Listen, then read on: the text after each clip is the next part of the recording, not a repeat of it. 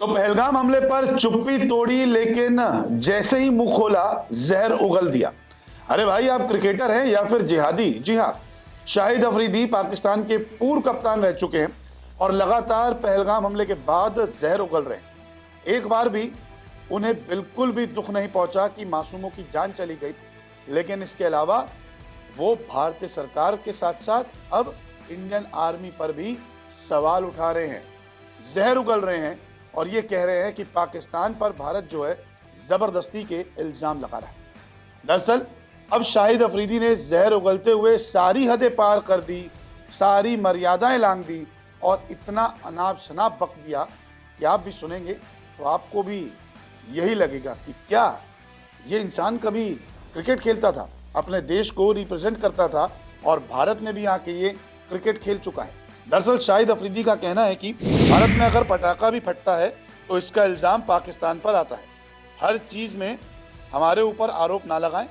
1 घंटे तक वहाँ पर दहशतगर्द गोलियां चलाते रहे, 8 लाख की फौज में से कोई नहीं आया, लेकिन जब आए और 10 मिनट में पाकिस्तान पर आरोप लगा दिया। भारत जो है वो खुद के लोगों को मरवा देता है और फिर उनका वीडियो दिखाता है।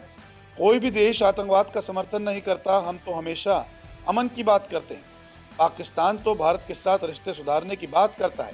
कबड्डी की टीम आती है, क्रिकेट की नहीं। अरे बंद करना है तो पूरी तरह से सब बंद करो। ये शाहिद अफरीदी के बोल हैं। वो कह रहे हैं कि अगर कोई पटाखा फटता है ना भारत में तो आरोप पाकिस्तान पर लगता है। इसके अलावा खुद भारत जो है अपने लोगों को मरवाता है, फिर उनकी वीडियो दिखाता है।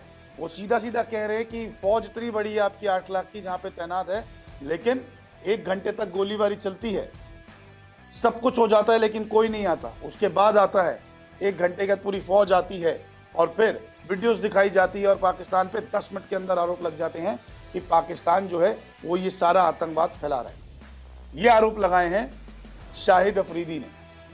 कुल मिलाकर देखा जाए तो शक कर रहे हैं इंडियन आर्मी पे, जो कई ज़्यादा मजबूत है उनके देश से।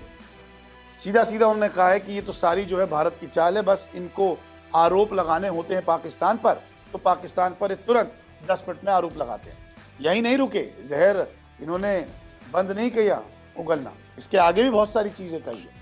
इन्होंने कहा है कि हमने आपको सबूत दे दिए हैं, एक अभी भी हमारे पास है, एक को हमने चाय पिलाकर वापस भी कर दिया। हमें सबूत दिखाओ, हमें बेवजह दोष मत दो।